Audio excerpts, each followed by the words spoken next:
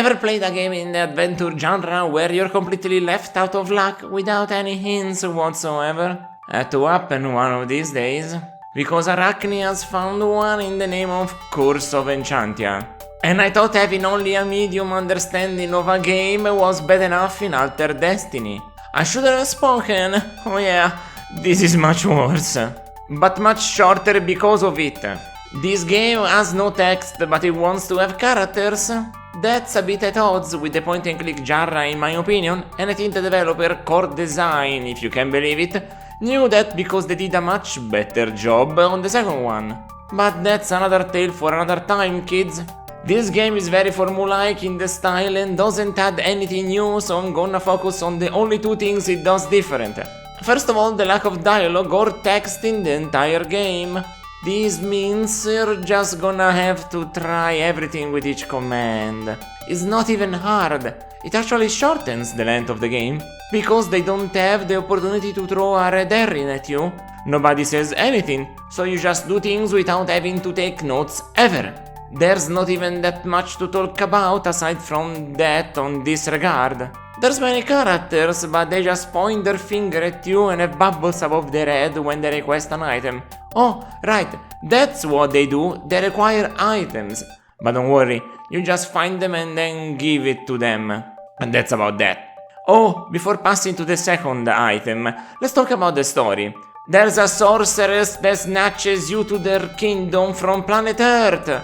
Reasons? I don't know them. Nobody talks here. The end of any story. Also, another something that I dislike that just came to my mind.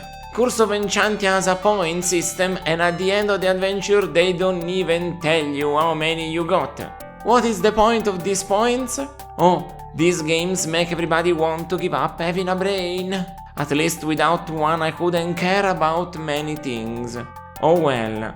The other thing is something that I would like if used properly. The use command gives another 6 sub-entities. But it's impossible to tell what the majority of them mean even when you use them. Because they mean different things depending on context. Just put a text parser in... Oh, right. No text. What a game. Graphically it's even great looking, even if not completely consistent. I couldn't tell if it was all done with sprites or the backgrounds and some foregrounds are drawn. It's really strange, but the coloring stands out in a very nice way because items are really visible even when small. Listen, this is not something to undermine. Not everybody can have such nice art in such a shit package. But I don't understand how this entire title looks this nice either way. Usually, especially back before the HD era, having two different drawing styles went really poorly. Glad this is all seamless. The art was the only thing really pushing forward into seeing what came towards me, so I was pretty happy to see animations happening and anything new really. Because even the music is pretty repetitive. There's a main background theme and then a couple of other tracks and that's about it. Honestly, it's one of those soundtracks where you forget you're listening to music after a while. It's the same stuff after all and it's not particularly memorable either. How can I remember any of this? It's why I've tormented you with the main BGM all this time. And I'll continue to do so for the rest of this video too. It's only fair after all. I don't understand why only I should suffer. This review should be more like exorcisms.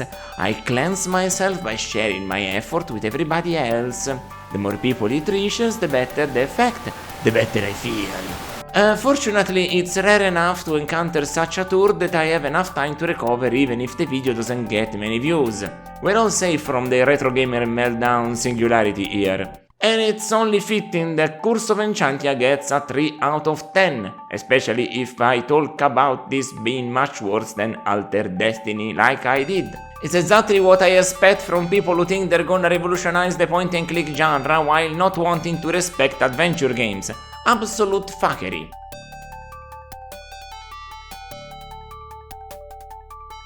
If you wanna see me play the games that I will review plus some extra stuff, catch me on Twitch at Araknie Retro.